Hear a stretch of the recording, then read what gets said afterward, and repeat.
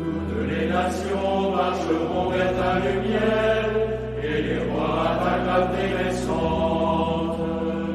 Toutes les nations marcheront vers ta lumière, et les rois à ta clarté naissante.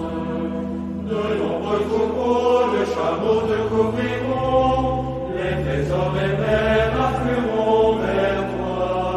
Ils viendront des fades, Saba, de Kédar, et sont des airs de la louange. Jérusalem, Jérusalem, ville d'or et de tristesse. Jérusalem, Jérusalem, chante et danse pour ton Dieu. Chers auditeurs, chères auditrices, chers frères et sœurs en Christ, nous continuons la célébration du mystère de l'incarnation. Dieu fait homme. Cette lumière qui vient de la crèche à Noël attire des hommes de toutes les nations. La présence des mages venus d'Orient témoigne de cette ouverture du salut à tous les peuples. L'épiphanie du Seigneur que nous célébrons en ce jour est cette manifestation de Dieu à toutes les nations.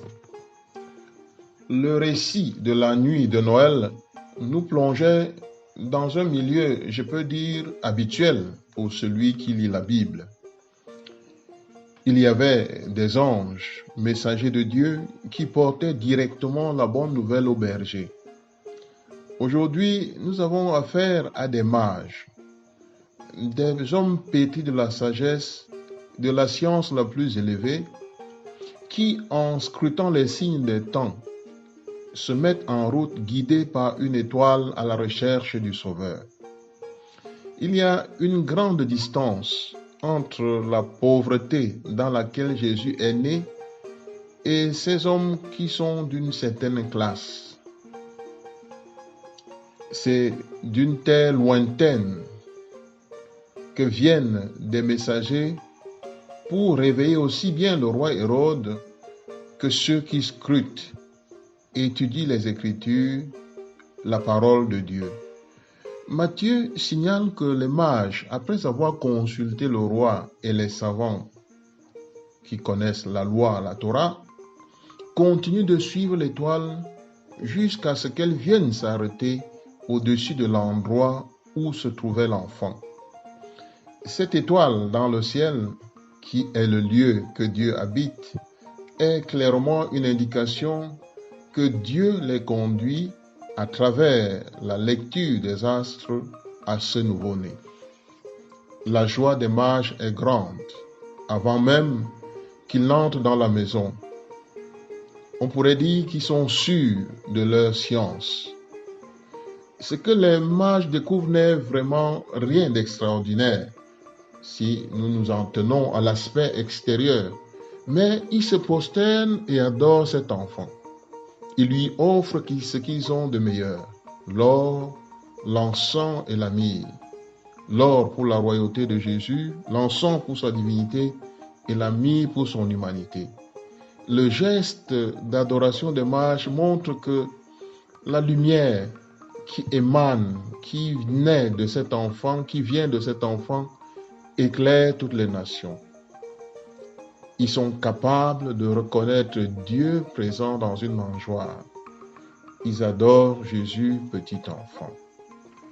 Dans le songe, ils sont avertis de ne pas retourner chez Hérode. Dieu leur parle désormais dans le songe et plus par les étoiles. Une fois qu'ils rencontrent Jésus, ils peuvent, comme Joseph, communiquer avec Dieu par le songe. Ils ont découvert cet enfant et ils deviennent comme des protecteurs de cette fragilité. Comment ne pas noter le contraste entre l'attitude des mages qui viennent de loin pour adorer et celle de Hérode, de toute sa cour et de toutes les autorités religieuses. Une fois encore, Dieu se manifeste avec une telle humilité que nous risquons de ne pas le voir. Les mages retournent par un autre chemin. Ils écoutent la voix de Dieu et non celle de Hérode. L'épiphanie, c'est Dieu qui se manifeste à toutes les nations. Contemplons cette présence de Dieu qui attire à lui toutes les nations.